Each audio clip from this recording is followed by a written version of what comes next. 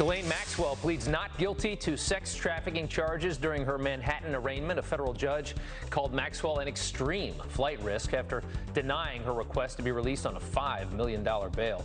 Prosecutors say Maxwell used a fake name and posed as a journalist to purchase that $1 million New Hampshire estate where she had been hiding for the last year. Maxwell will remain behind bars until her trial begins next year. She's accused of recruiting at least 3 underage girls for Jeffrey Epstein to sexually abuse.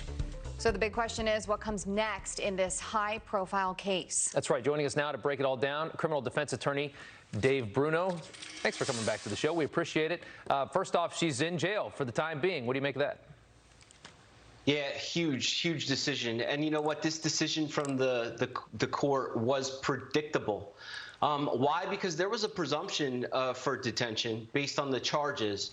And she really didn't do that great of a job in her defense team of presenting a bail package that would be sufficient to alleviate the concerns of the government and the court. I mean, when she put up a package, she did not identify the individuals that would back it with either property or money. They were anonymous. So that is a problem. She had 15 bank accounts. She had all types of transactions. She had no ties to the United States jurisdiction, really. No family, no employment, no job. And there were all kinds of problems that the court saw and in essence said, you're a flight risk. We can't let you out. We can't assure your presence at trial. And that was the basis of the court to detain her until trial, which was scheduled for 1 year from now in July. Let's take a look at some of the key takeaways here, and that includes, as you just mentioned, a flight risk. She has citizenship in 3 countries, including the U.S. Prosecutors say contacts with the government not substantial since the Epstein arrest. Prosecutors say Maxwell used an alias when house hunting, and the defense denies Maxwell tried to flee an arrest. The defense claims Maxwell is in solitary confinement. Dave, can you talk about the importance of the citizenship in 3 countries, including France specifically, with no extradition? Yeah, absolutely. While she was a citizen of the United States, she also had citizenship in the UK and France. But France presented the biggest problem for her in this detention hearing because France does not have an extradition agreement or treaty with the United States. If she chose to leave, if she was granted bail and she was able to flee, we would not have been able to get her back from France. So that was one thing that the government argued, and it was one factor that the court considered in detaining her. Let's listen.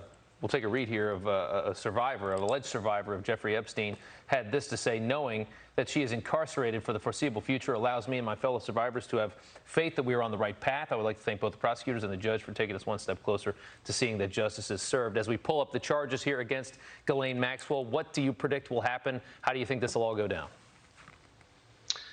Yeah, I think this is a huge hit for the Maxwell team. I'm a criminal defense attorney, and when my clients are in jail, it makes it very difficult to prepare for trial.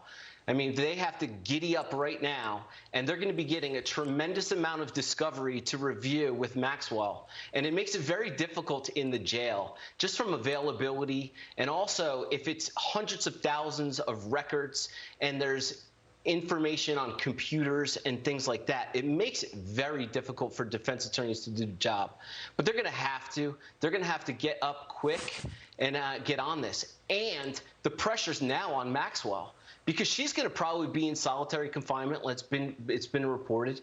You know, given the suicide from Epstein, there's no way that they're going to put her into population, which is tough time. So from now until then, she's going to have a tremendous amount of pressure just being in solitary confinement, and there's a pressure to cooperate as well. Absolutely. David Bruno, thank you for joining us. We appreciate it. Have a good day. Good to see you both. You too. All right, 10 minutes after the hour, AOC correct.